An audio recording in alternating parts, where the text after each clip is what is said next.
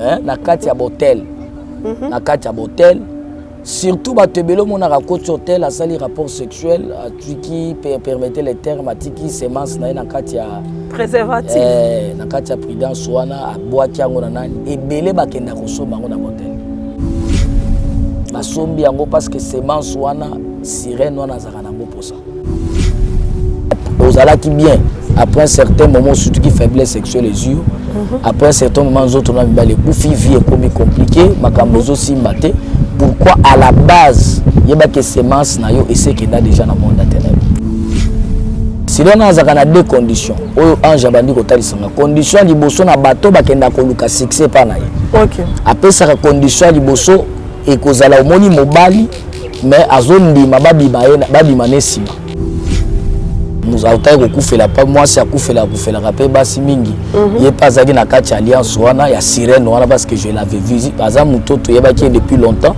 na banzembu na ye mais j'ai été surpris là je me dis que non il était aussi aza membre comme disciple ya sirène wana mon est-ce que y condition na ezalaki ya zalaki moi si mobali ya sirène wana OK des dimensions ya komaki nango na monde wana et sirène wana condition na yesu ki ya bali mwasi après moment il faut sirène na bo maman sur OK après na katikati wana 9e 17e na bito na ko kende pe na kende ko sambela de 7e à 9e à 9e l'église moko eza wana na ponaki église moko na bito na kende ko prier et quand je suis entré signe à liboso na moni signe à sirène Suzanne deuxième signe na kangi miso nazo prier moment na fongoli miso lie na mona batu bena ko mona batombo ba cimetière na kati église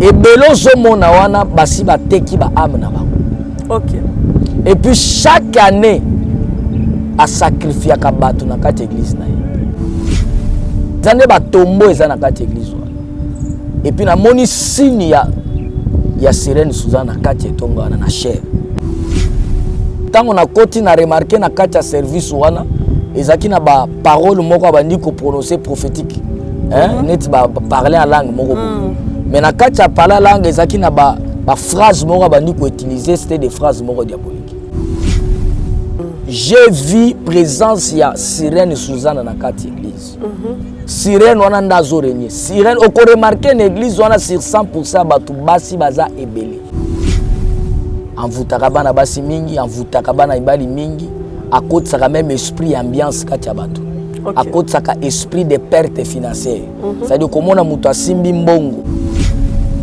mosala nzambe wana aza mutu moko auti Nigeria OK il a une grande église ici à Kinshasa et cet homme de Dieu là le Seigneur m'avait parlé ezana ba fille moko azana 12 filles abimaka na bango azu ya sirène wana tango akushe na fille wana atiki esprit wana na vagin fille wana et puis ba oko remarquer nazokota ba fille wana ya bimaka na bango le Seigneur m'avait révélé parce que tango na komi na bureau na ya mbinga asambeli après ko sambela na fongoli miso olie na mona ye pasteur mais la monde a commis forme à mon amoisi bozali belé boko tele émission de partout na pesi bino mbote mbote bala nyonso ya Chebiso TV oui malamu na mission na bino réponse à nos questions yande ko na pesi moyini nanga mbote moyini bonjour moyini nanga bonjour mbote balandi nyonso ya Chebiso télévision bisika bozali na tombeli bino vomo mokolo ela mopoko ela mu bisika bofondi na itando na bino pona kolanda magazine na bino police de star nzamba lola apambola bino ibiso awa na Chebiso tolobaka Yesu Kristo nde moto na liboso Yesu nde moto na yambo. Voilà, merci beaucoup. Je suis passé sur le plateau. Nazali na moko ya batoma otoko kolobela durant cette émission. O azali na témoignage o ya koki ko pesa biso. Merci à toi Cheikh Moukadi, merci à Eli derrière la caméra. Merci na bande konyo soto bazolanda biso na Chebiso télévision, sans oublier l'orphelinat Vida maman Émilie. En tout cas, les enfants sont là, bazana besoin na bino. En tout cas, na pesi mbote Thomas. Bonjour maman Wechi. Bonne papa. Non ça va, Dieu nous fait grâce. Tout ça se passe bien. Boni tonga na nzambe. Non, non, Dieu nous aide. Nzambe azosunga etonga obiki déjà tozwaki une grande place. Ok.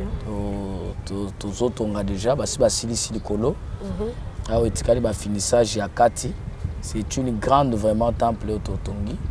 Je crois samedi tokozala na émission moko na osala émission en direct. Ok. Na batutu ya poto na osala en direct, c'est-à-dire kozana pokwa. Tokopesa programme na suka émission kozala en direct bato bazo benga nazo prophétiser en direct parce que faut quand même te exercer pe ministère nzamba benga biso na. Ok, d'accord, merci beaucoup. Avant tout, tu as vraiment na suite ce témoignage na biso okokamba biso na prière. Ok, c'est pas un problème. Mungu wa majeshi, Mungu wa miujiza Baba, tunabariki émission. Tunalabisha kila kazi ya giza ya shetani, tunavunja kila mazabao ya diaboliki kwa jina la Yesu Kristo Nazareth. Amen. Amen. Tango kufaki place bisika au témoignage sukaki okutana ki na 24 sirènes. Étape koma ki na ngoya ba sirènes sous ces étape ne. Nako zonga nanu mwa muke, tango na bimi beni na ke Goma. Na église ya papa ya camarade na ngamoko ya mwana moko na sunga, c'est un ami. Et ba kana ya zobela. Et tango na bandi ko souffrir na beni. Ba étape na koma ko lekela na ke Goma. Nde bayamba kinga et pas apôtre wana. OK. Et le Seigneur m'utilisait beaucoup dans le domaine de guérison, miracle, et dans le domaine prophétique. Et tellement on exerçait, c'est lui l'apôtre qui m'avait vraiment enseigné, Maramwanzambe, Neni Akotea, Atangisa Kinga, Neni modération, tout ça là, je suis vraiment reconnaissant. OK. Mais dans le moment, et comme qui na ba service toujours ça dans l'église, Batubazobika, Olé Batouba témoigner que non Zambé apôtre Asali, mais les gens disaient Zambé à frère Moïse. Parce que dans les temps là, j'étais encore frère. Zambé à frère Moïse Asali Boye, Zambé à frère Moïse Asali Boye. Et que côté sa haine na bande koyo, to na kutaki na kati tonga, et côté sa qui haine. Et à partir ya mukolomoko ezalaki ba prière ya butu ya samedi, otola la ya ba serviteur. Et na kati sa prière wana, c'était prévu ngana modéré. Parce que na Goma, soko ma Goma eza quand même na malili. Goma eza mboka moko eza na malili makasi. Et basala ki café, mais café na nge utaki na bureau ya papa. OK. Et tant au café ba pesinga na meli na santa ki bien te katinanga.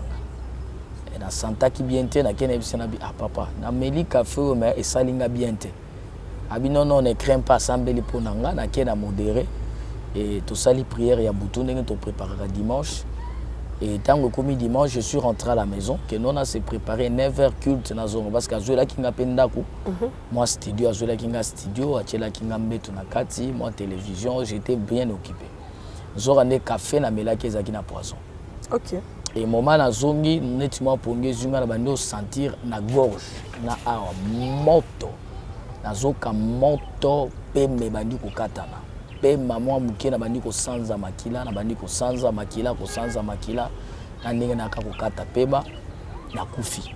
Mais na physiquement bo ndenge ba betela kingali solo bato bayaki l'église et tango baye ya apôtre lobi bo meme na hôpital te bo kenene directement na morgue. Ça même ko ba ke bo meme na hôpital ba réanimer yo ba tala étape directement ba meme na morgue. Ba meme na morgue. Wana selonde ba ya ko betela.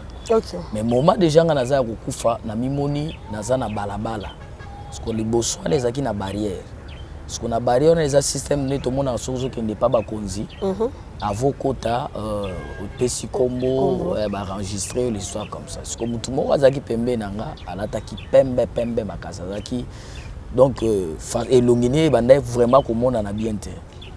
Mais asiminga na loboko. Et tango azo memanga comme na barrière babi basenga na pesa kombo ya lobi non ya pesa kombo te ya leka ye aleka parce que kozonga aye ko visiter et tango to koti première étape na leki na moni ba case moneti basala ba case mabende ba chaka bambo siko ba case minene et na moni bana basi belé na kati na makila na maboko makila na munoko le Seigneur me dio moni bato wana eza bato yo bakufa baboma bana baboma batu tango bakufa kabisika na bango bazaka na moni ba case belé, il y avait beaucoup de gens, il y a même d'autres cases na j'ai vu même il y avait même des hommes de Dieu na moni ba case monsieur il y avait même des musiciens basi bakufa toyebi côté wana na lobela na nango te mais nzamba ekomemanga na mai au place nzamba kutanaka nanga wana moma nazaki na kati ya rébellion na kati ya ba mai o lelo bazobenga bango ba M23 ba rebelle wana ya Beni wadi okata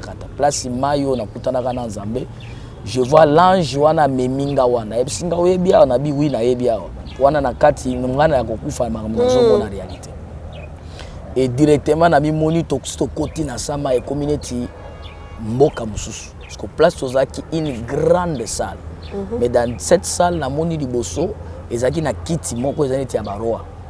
Il y avait une dame à vanda qui likolo kiti wana et tout autour na il y avait 24 femmes et toutes les femmes là babandaki de très belles femmes que je n'ai jamais vues bantoura ki sikoyo trône ya mwana mwasi wana et là je me dis au moni bateau batozo mona ce sont des sirènes mais liboso na bango ezaki na groupe ya batu mususu balati ba robe ya noir ba mususu ba robe ya rouge ba mususu ba robe ya pembe, c'est-à-dire ezaki troupe batu ebele et le Seigneur commença à me parler. Je pense qu'il n'a parlé qui pour nous avant qui na kiti ya trône n'a parlé qui pour na trois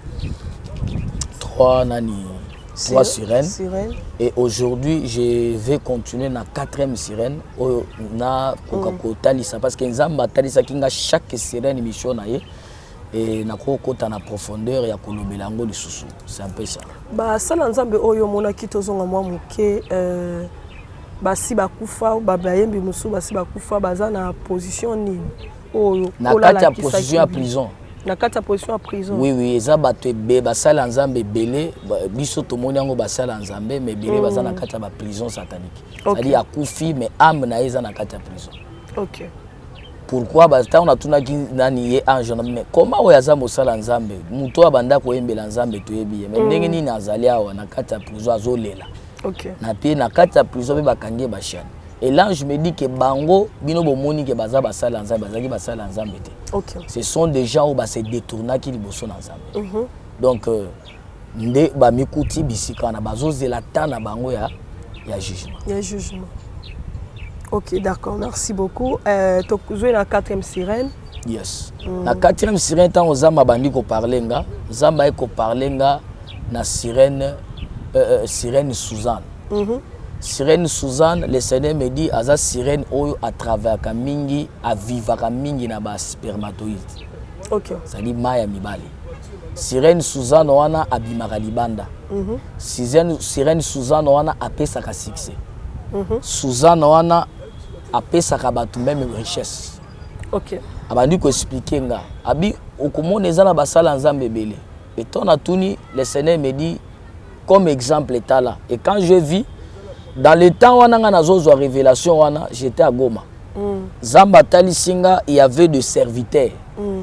Oyo ba kenda ke pas sirène wana. Parce que pour na komatisa succès na bango soit bazwa ba auto benga kaneti fire kokoisa batu ba plein na kati église. Ba sala ka ba cérémonie batinda ka batu. Na kati ya botel. Na kati ya botel.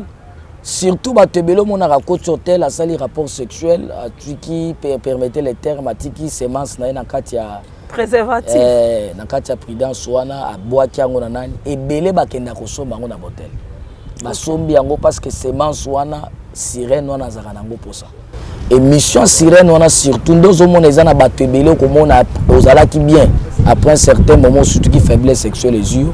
Après un certain moment autres on a mis les coups vie est comme compliqué makambozo simbate pourquoi à la base il y a que semence na yo et c'est qu'il y a déjà dans le monde internet. OK. Et puis sirène on a bima rappel libanda. Abibaka libanda akoko se multiplier même 1 milliard de fois. Ce sont des azas sirène se multiplier à visiter ka batu na kati ya ba boîte de nuit, akendaka na kati ya hotel, akendaka na kati ya ba fréquentaka bisike beli. Et mutu nyonso pour nous remarquer que mutu aza déjà envoûté na puissance à sirène wana. Sirène azaka na deux conditions. Oyo ange bandi ko talisanga. Condition liboso na bato bakenda ko luka succès pa na ye. OK. Apesa ka condition liboso e kozala omoni mobali mais azondima babi manesima. Ah OK. Ozolanda nga malamu. de zone di mama bimanesi mais à condition homosexuel biloko wana mingi eza même kati ya basala nzambe parce que là je m'avais dit ba pasteur ebele bakoti na biloko wana ba musicien ebele bakoti na biloko wana okomona zone mazo bimanesi mais à condition tangela ko bakomba basala nzambe ba musicien ote ebele l'éclaircissement pour les âmes belé faut la sauver on les a se retrouver au sein de cette église ya basala nzambe wana o l'ange la kisakio mais c'est belé moko kutu akufe musicien moko kutu akufe la kabase mingi auta pe ko kufela mwasi yepe akota na alliance wana na ebité mais on peut pas citer les noms comme ça. OK. Nous avons kufela pas moi c'est kufela pe basi mingi. Il pas zaki na kati alliance wana ya sirène wana parce que je l'avais vu par exemple mutoto yeba qui depuis longtemps na banzembu nae mais j'ai été surpris là je me dis que non, il était aussi aza membre comme disciple ya sirène wana. Ozomona ce que y condition na ezalaki ya zalaki moi si mobile ya sirène wana. OK. Des dimensions ya komaki nango na monde wana et sirène wana condition na yesu ki ya bali mwasi après moment il faut sirène na bomba mwasi wana. OK. Après sirène na bomba mwasi wana donc il a aussi participé, il y a même beaucoup de pasteurs qui sont dedans et belé même quand je suis arrivé na au sauter ba muke na ozonga. OK, d'accord. Quand je suis arrivé à Kinshasa première fois nanga j'avais dit non n'est to landaka papa moko boye na limité na à partir ya 9e 17e na katikati wana 9e 17e na bino na ko kende pe na kende ko sambela de 7e à 9e à 9e l'église moko eza wana na ponaki église moko na bité na kende ko prier et quand je suis entré signe à liboso na moni signe à sirène Suzanne. OK. Na kati église et deuxième signe na kangi miso nazo prier moment na fongoli miso lié na mona batu na ko mona batombo ba cimetière na kati église nazo mona ba cimetière. J'ai demandé à Dieu mais qu'est-ce qui ne va pas dans cette église? Le Seigneur me dit les églises ils a cimetière. OK. Ils a cimetière bato belé ndenge zana basi bateki ba âme na bango l'église wana.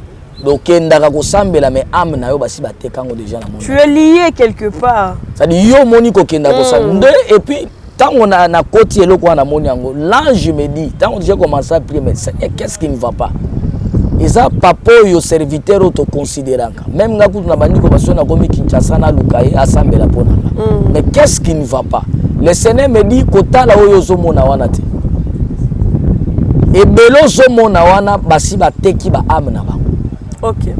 Et puis chaque année a sacrifier ka bato na kati église na ye ezane ba tombo ezana kati église wana et puis na moni signe ya sirène Suzanne na kati etonga na chair na moni signe wana et le Seigneur me dit soko landi na langue na parce que tant on a kotaki na coutière moko bazaki na service moko boy service wana na kotaki ezaki service moko ezaki ya basali nzambe et tant on a koti na remarquer na kati ya service wana ezaki na ba parole moko bandi ko prononcer prophétique net ba parler en langue moko mais na kati ya parler langue ezaki na ba phrase moko bandi ko utiliser c'était des phrases moko diaboliques. Mais na kati ba parler langue wana eza ba parler langue o lelo bato bakomi ko yekola qui ne vient pas de Dieu mosala nzambe. Mais c'est ce que je dis na kati ya parler na yo wana parler langue de na bidon non bato bazozo enseignement na ignorance parce que il y a des mots que vous pratiquez en parlant langue vous invoquer ba esprit c'est ça parce que moi le Seigneur m'a fait voir na quatre églises j'ai vu présence ya sirène Suzanne na quatre églises sirène wana ndazo régner sirène oko remarquer une église wana sur 100% batu basi baza ebele pe au plupart ya bato komona ba pratique moko diabolique eza na quatre églises wana ba pratique moko ya bondoki ozomona j'avais vu ça et j'avais pleuré pourquoi est-ce que tu okende wapi neti biso tozana no ba jeune serviteur malgré le Seigneur nous a élevés mais il faut tous à la peine à ba père OK le problème ezalo kimele pas papa moko mais ba papa ngo biso tozoni ngako kimela nzambe mais talo yozo la kisanga na ko kimela wapi vous voyez je crois c'est un peu ça na kozonga muke OK et ndenzamba enani ange bandi ko talisanga sirène Suzanne musala naye ndenge ni na salaka abimaka na mokili envoutaka mingi ba jeune fille. OK. Ayaka pe na esprit ye moko azwaka pe forme à serpent. Ayaka pe na esprit ya serpent envoutaka bana basi mingi. envoutaka bana basi mingi, envoutaka bana ibali mingi, akotisaka même esprit ambiance kati ya bato. Akotisaka esprit de perte financière. C'est-à-dire komona mutu asimbi mbongo. Soki aza na mbongo te, tu trouves quelqu'un il a des bons projets. Mais le jour il touche l'argent, esprit zotinga na kati ambiance, na dépenser, na même zoba, si tous 5 000, 3 000. Il faut kaka soki esili komoni conscience ya mutu ezongi. Abi eza esprit ya Suza. OK. Et puis esprit wana ememaka mingi ba faiblesse sexuelle. OK. Esprit wana ememaka mingi ba incompréhension na mabala, ba séparation, aza sirène moko avivaka nde na ba spermatozoïdes ya bana mibali. Très bien. Do aza sirène moko ya haut niveau. Obongo na bandeko oyo ba utiliser ba préservatif te. Ba sangisaka to lo ba ndenge balinga ba msu balinga utiliser ba préservatif te balinga mingi ko sangisa na nzoto. Sikoyo ba super mwana kitaka na kati ya nzoto ya mwasi to ya mobali. Sirène wana a jouer rôle nini kasi na kati na bato? Oui, ezana sirène wana a utilisaka mingi basi bana basi. C'est-à-dire, je peux donner un exemple. Quand je suis venu à Kinshasa, ezana mosala nzambe moko. Mosala nzambe wana nayebaka depuis Lubumbashi, nayokaka sango naye, et quand je suis arrivé, aza congolais te. Mosala nzambe wana aza mutu moko awuti Nigeria. OK. Il a une grande église ici à Kinshasa. Et cet homme de Dieu là, le Seigneur m'avait parlé. Ezana ba fille moko, azana 12 filles. Abimaka na bango. Azwa esprit na ye ya sirène wana. Tango akouche na fille wana, atiki esprit wana na vagin fille wana. OK. Mobali nyonso akolalaka fille wana ma ekoti na kati pa ye place azala récupérer étoile ya mutu. Donc c'est-à-dire la ba fille ba koma lokola akomisi bango neti ba caméra lokola ba caméra ta komeli bango neti ba porte. C'est-à-dire au lieu ya kende koluka ba one ba fille wana nde ba oluka ba fille wana sikoyo bakoyeba te bango bayebi te. L'ignorance bayebi te, c'est-à-dire fille ayebika ke na bimaka na pasteur. OK. Parce que le Seigneur m'a parlé de ça. Et l'autre, et puis on a zoloba même ayebinga parce qu'il y a na bureau. Très bien. Ce sont parmi des gens à l'obaka langue mingi. Ceux qui a zoloba langa okokamo. À l'obaka langue mingi. Parler à langue wana, ce sont des esprits. C'est ce que je te dis. Et ça la référence au comprendre. Oyebaye. À l'obaka langue mingi. L'église naïe. Et puis ba oko remarqué nazo kota ba fi wana ya bimaka na bango. Le Seigneur m'avait révélé parce que on a commis na bureau na ya mbinga assemblée. Après ko sambela na fongoli miso olie na mona ye pasteur. Mais na mondi ya komi forme ya mwana mwasi. OK. Nazo mona Yesu te mais nazo mona mwana mwasi. J'ai demandé Neni nazo changer a commis mobile a commis mwasi. Qu'est-ce qui ne va pas? Le Seigneur me dit nenga zana aza disciple ya sirène Suza. OK. Tala zana bana basi. Et puis bana basi wana ba misu baza parmi na protocole na parce que aza pena ba protocole ya mibali. Aza pena ya basi. Mais mingi aza pena ya mibali. Abe moni ya basi wana alala na bango ba fille baza 12. Ba fille na baza te ba fille moko kitoko bana bato. Mais ce que ba fille wana mutu nyonso azoke ndolala na ye. Olali na yo bimi na ye. Directement dans le monde spirituel il y a Zuma ina yo. OK. Azu étoile na yo. C'est pourquoi zomo nezana mutu mususu yo kutana mona mwasi moko bimi na ye. Après ko bimano yo ko remarquer makambo ekomi bloqué, makambo ezo alete, makambo ekomi compliqué, komi tuna mais qu'est-ce qui m'arrive dans ma vie? Pourquoi makambo nazo sa les osimbate? Pourquoi nazo sala bo étant de blocage? Pourquoi auparavant makambo ezala ki bien? Mais après moment makambo komi compliqué. Mais qu'est-ce qui ne va pas? Zokandeza na mutu moko bimana ye. Ba utilisaka ye ya ye bakate. Mais à travers ye bazozo aketoile ya bato. À travers bazozo ba chance ya bato. Et quand j'ai remarqué dans cette église là parce que nakendagi de façon quand même il faut avoir aussi un père. Toi, tu cherchais toujours un père aux autres cas comme un père au de 7e à 9e, déception. Aux autres de ce côté-là, déception. Tu sais, il y a quoi? Et là, pour ça, nous voulons aussi créer des relations avec des grands. Ok. Peut-être que à partir de cela, tu es grand plus que les gens que tu cherches là.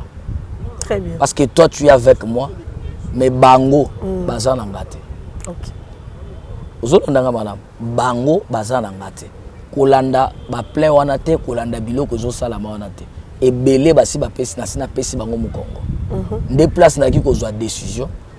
Il y en a qui comprendre que être un grand dans les choses de Dieu, ce n'est pas avoir une grande église. Très bien. Ce n'est pas avoir un nom qui est renommé. Très bien. Mais c'est avoir Jésus-Christ en toi, tu es grand. Moi, les enseignements, il faut toujours demander sa volonté. Il faut toujours demander sa volonté. C'est pourquoi j'ai toujours dit, c'est pourquoi j'ai toujours dit dans les médias que avant même de m'appeler, même si tu as un problème, prends le temps d'abord de prier. Tout n'ensemble, est-ce que cet homme-là, c'est mon serviteur? Très bien. Parce qu'on remarque que ça n'a pas été belé dans les réseaux sociaux. Très bien. Mais ça passe. Et belé, tu as un témoignage que Moutango a poto assemblé à Biki. Mais plus par exemple, quand on a papa na benga qui koto balenga mbongo na mais au sali mutu musala mutu Biki. C'est pourquoi on a des émissions en belé, ceux qui mutu a poto à Biki n'exige toujours pas témoigner. Pourquoi témoigner en journal et les cas, il y a toujours une différence. Très bien. Vous comprenez? Donc, il y a même des musiciens. Dieu m'avait révélé en priant, quand on a commis Kinshasa, et ça même un musicien, il est toujours le bazar a commis moi les colos makas. Musicien du côté Mokili. D'accord. A commis moi les colos makas. Les colos makas, mikolo bazolo belake mingi. Selon le monde. Selon le monde. D'accord. Musicien on utilise la mingi moi sinaï. Ok. Moi sinala la mingi na ba jeune ya bandal. Ba jeune ya bandal, ye mokonda ko lingwa proposer mbongo mais Yesu si azwa mai na yo amemela mbali na. D'accord. Bango tout wana ce sont des disciples ya nani? Ya Sirène wa. Et Dieu m'avait montré cela. Tala rôle ya Sirène, tala puissance na ye, tala makambo salaka, tala makambo salaka. Le Seigneur m'a commencé, l'ange m'a révélé beaucoup de choses et tout cela l'ange me révélait pourquoi pour na retour nanga nazaki nazana mission moko bazoti nanga. Et la mission était que Zamba pesa kinga pouvoir parce que après kotali sanga ba mama kambo ba Sirène nyonso. Et l'ange m'a dit, namoni na loboko ange nazaki na et loko moko moni totala kata ba film moko ya ba royaume ils araneti ceux qui roi peut-être à tomboli yango peut-être moni batu batelemi et loko moko boya benga yango kombo ezo échappenga azu yango atienga ngo nelungi et namoni une grande lumière elatinga et namoni moto ezobima na monoko ange wana ezokota na kati ya monoko na. OK. Et après un moment il y a quelque chose qui s'est passé. Il y a un peu pouvoir. Likolo milimo, likolo ba sirène, likolo ba démon. Kende ozana mission ko salelanga musala. Salelanga musala, teya sango malamu, kangola batu na kombo na Jésus Christ. Le Seigneur m'a veut révéler tout cela. Et après cela, nde na ye ko situka moment nga nazo situka, nazo mikuta wapi naza na morgue batu ebele. Je peux citer le nom de Bishop et à Église à Mepak. Église à Mepak et Bani Goma Mobima. Parce que les témoignages que je donne, Bato Goma Balandaka. Bato ya Ituri Bazolanda. Bayebi réalité, Banadjo Mamboni Gonasema Nibiakweli. Parce que l'Église à Mepak, ce sont des grandes communautés. Et Bani presque, l'église, une des grandes communautés, même Tina Poto Ezali. Très bien. Bazolanda. Donc à partir de cela, dans on ko situka na kuti batu ebele na situka kineti omoniso mutu akimi mangu pema mutu azalaka nango situki na pema wana na kuti bishop wana zaki pembeni nanga ba intercesseur na ye na apôtre wana o nazaki na kati église na ye ba empoisonnaki.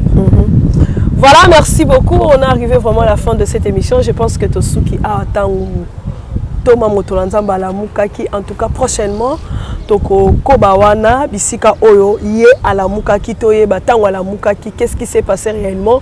Parce qu'il était entouré avec des intercesseurs, il était entouré avec beaucoup de gens. Et en tout ça, le message clé par rapport à ce que Dieu t'a montré, Zani. Le message clé, il y a témoignage. Je suis en train de parler d'abord, Isa, que ce que je a zonde le message, c'est par rapport à Makambo Nzamba où tu as révélé na Kinshasa. Très bien. Il y a les kanakati à l'église, les kanakati surtout aux basés dans l'église. Parce que l'église est l'église à toute église il fallait tout défendre l'église pour nous sauver ma âme. Okay. L'église est na kati à perdition. Il est temps que cette église na kati anzela. Et si je na zongeli un message au témoignage, c'est pour na makambo na tu komona. OK. Bato tozo benga ba papa, bato tozo benga ba grand, bato tozo considérer, bato to mais makambo zokande bazana kati ya Yesu te. Mais bazo te biso makambo Yesu.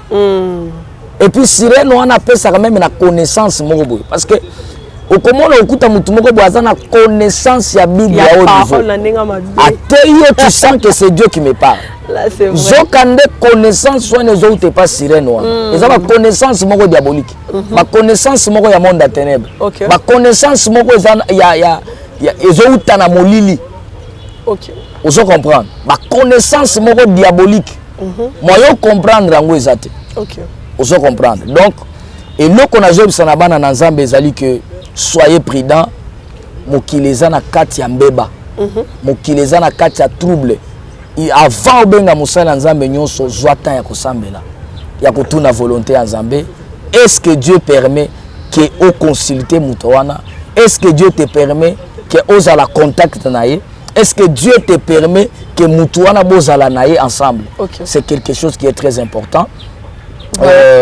Ce que vous clôturez moi souka de façon natika la reprier bateau. Voilà, merci beaucoup. On est vraiment arrivé à la fin de cette émission. Témoignage autosopé ça ezali pour édifier le peuple dédié à revenir dans la vérité, hein, dans la sainteté, dans la pureté. C'est très important. Moni molili eza tellement manqué ici. Sozo Apocalypse chapitre 2. Moment où Dieu parle des églises, azolobake là où vous êtes. Diable a siégé. Donc, c'est-à-dire que retourner à la parole de Dieu dans la vérité et que ça la malamoumik. Un numéro de téléphone, papa. Merci beaucoup. Mungu anubariki, Mungu anufanye neema. Na je pense que okolanda témoignage oyo ya papa oyo na mwasi na ye. Mwasi asali au moins 3 fois ya mabale zokufa pona kobota. Et Nzambe abaza précisément na poto. Okolanda témoignage oyo landa yango. Ndenge nini mama zo témoigner na mobali na ye ba témoigner ndenge nini Nzamba sali bango grâce bolanda témoignage. Chez Bissou Télévision, chaîne oyo ekokani na yo.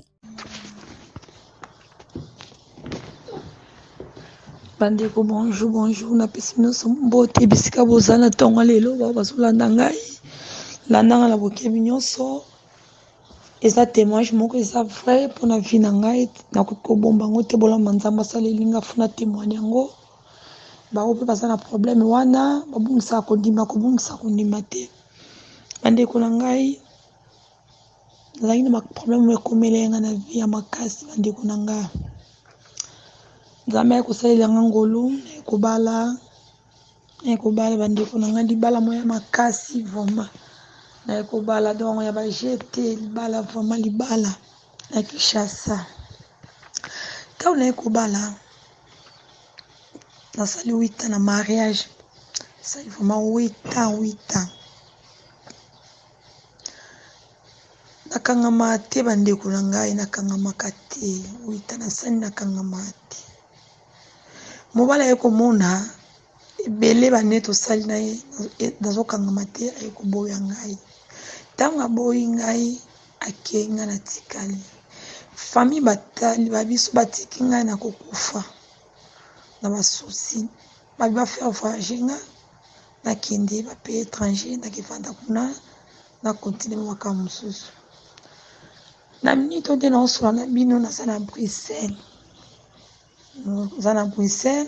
okomona komi na Bruxelles natikaki Nzambe te nayebiki na makambo nyonso nzambe naza liboso na kobelaka nzambe wana azobongela azolela nzambe na kosalelanga ngolu na ye kokutana mobali mosusu vivre na ye asepeli na nga donc bimisi ebela mbongo ye kobala nga za deuxième libala ngai deuxième libala ntango ye kobala nga bando vivre tozovivre bandeko na nga na ye kosala yesu 4 ans na mariage 4 ans zemi ezoya te zemi eboyi vraiment eboyi mobala moni comme singa na odistraye donc azalaki homme d'affaires akoya kosupporte te depuis tobali mwana aza te aye koboya ngai aboyi ngai aki kokontinue kosala bafere na ngai natikali nga na Bruxelles kotika natikali wana nazobelaka nzambe nalelaka epa nzambe bapriere nzambe yakofunga so porte miso ya bien yakokutana mobali wana asepeli na nga tokomovivre na ye kombo na ye die merci kwa mobali oyo naza na ye oyo epalanga elokwa 3e mariage onga nazosala ntango mobali na ye kobala nga nakoya koyebisa verité na nga te ke nakutanaki boye ye mpe aza moto ya bapriere ndaya kobondela koluka nzambe tozoluka nzambe naye kota na YouTube naye koyoka apôtre Moïse azosakola bato nalandi na bokebi nyonso ngambi te nazwi limero ya papa wana naye kobenga kaka nabengi papa wana mbala moko abandi kosakola mpo na ngai abandi kosakola ngai makambo nyonso ekomeli ngai na vie azosakola mpo na ngai azotuna ngai wi nazondima po olobi eza ya solo papa eza bo lo nyonso ekomelaki ngai papa nasakoli ngango ayebisi nga nazala toujours na kondima naza mwasa mabote eza bitumba chez Biso Télévision, chaîne oyo ekokani na yo. Merci beaucoup Nzamba Pambola Bino Tokutani Mbalasima. Merci à toi Eli derrière la caméra. Merci à Delige Mosolo et merci à président Chic Moukadi et puis merci à l'équipe Mobimba ya chez Biso Télévision. On se retrouve prochainement. Nzamba Pambola Bino. Bye. Que le Seigneur vous bénisse, Mungu anubariki sana. Nalobaka toujours makambo molimo ezali sekite, makambo molimo eza théâtre te.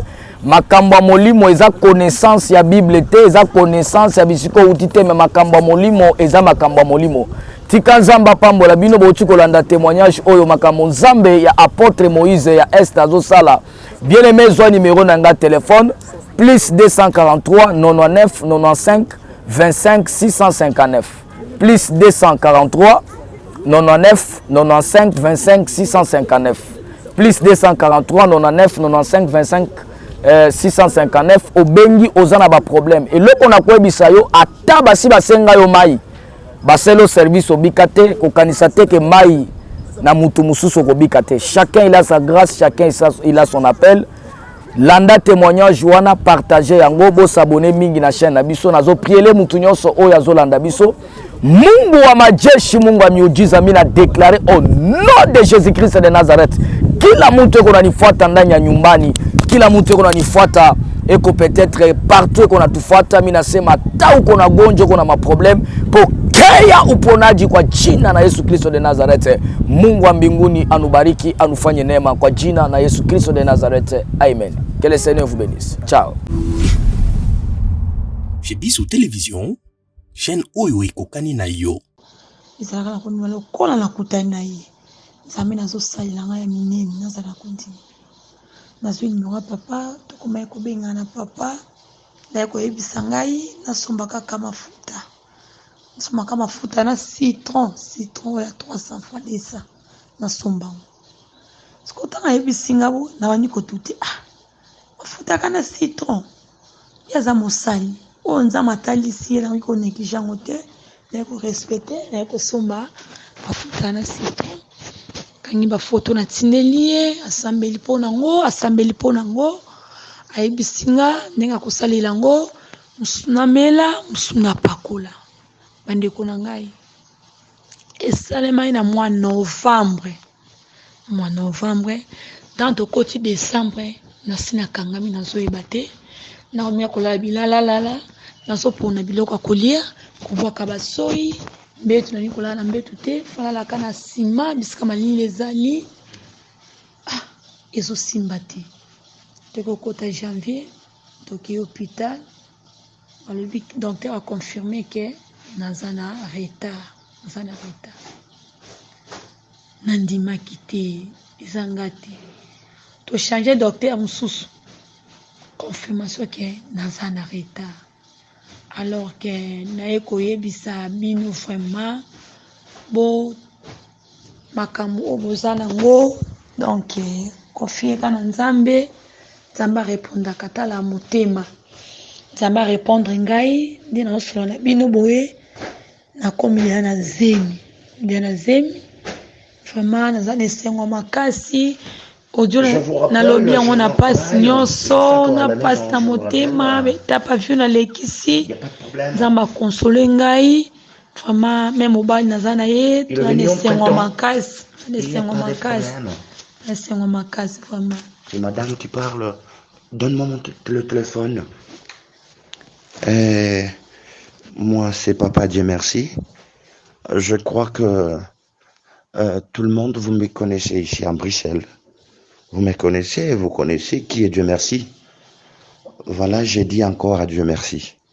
Pourquoi? Parce que la foi que j'avais vis-à-vis de Dieu et vis-à-vis de ma femme, aujourd'hui, Dieu nous a choisi un homme de Dieu pour confirmer notre foi. En fait, lorsque je voulais marier ma femme m'a relaté son problème depuis le Congo, depuis Kinshasa, le problème qui lui est arrivé, même ce qui lui est arrivé ici chez nous en Bruxelles. Lorsque m'expliquait, je n'ai pas pu me décourager, mais j'ai eu la foi en Dieu que c'est pas nous les hommes qui donnent les enfants, c'est Dieu qui donne les enfants. En sachant que c'est Dieu qui donne les enfants, je le mariais, nous avions fait des prières, mais permettez les termes, on était fatigués avec des prières des gens sur YouTube, à l'église. Bon, la foi était en train un peu de bouger, comprenez vraiment. Mais un jour, madame est entrée dans le 8 automatiquement, il s'est rencontré avec un homme de Dieu, l'apôtre Moïse. Et je venais du travail, il m'a expliqué. Et je vis l'image du prophète. J'ai dit, bon, il est trop jeune comme ça, il est trop jeune. Mais on s'est dit, bon, ça va, c'est pas la jeunesse qui parle, c'est Dieu. S'il a Dieu, c'est ce qui est important. On commence à faire la prière. Le prophète, l'apôtre, a donné une recommandation à ma femme. Il a dit d'acheter seulement le citron et l'huile d'olive. Madame d'abord s'est découragée, elle a dit, mon mari, ses services, on me l'a fait encore à Kinshasa. Et qu'est-ce que ça peut faire? Moi, je l'ai fortifié, j'ai dit, c'est la parole du prophète. Prends seulement qu'on utilise, qu'on voit ce que Dieu va faire. Après l'utilisation, la dame a commencé de mal à l'aise, manque d'appétit, il ne voulait pas encore dormir au lit, toujours en bas, et je me disais, c'est quoi au juste? Alors, j'étais obligé d'échanger la nourriture à la maison, d'acheter les appétissants, pour quand même qu'il essaie de manger. C'était la même chose. Depuis novembre, arrivé en décembre, on est allé à l'hôpital, c'est alors qu'on a confirmé qu'il est enceinte. Ça, c'était elle-même. Il m'a caché ça parce qu'il n'était pas sûr. Après, comme les événements continuaient, j'étais obligé d'appeler mon docteur.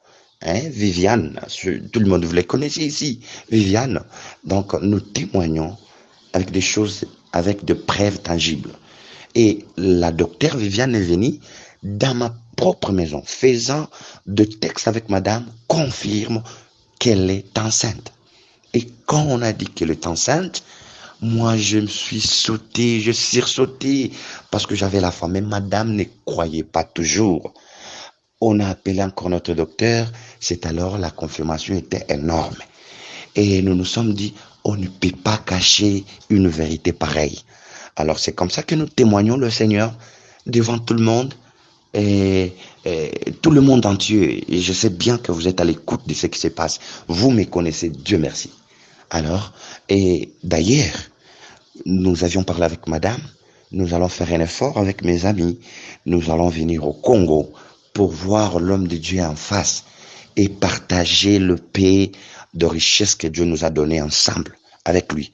Nous allons donner nos offrandes. Mais je sais, notre offrande, c'est toujours insuffisant par rapport à ce qu'il a fait pour nous. Mais je demande à Dieu qu'il augmente son onction, sa grâce, qu'il le fasse de miracles abondamment dans sa vie.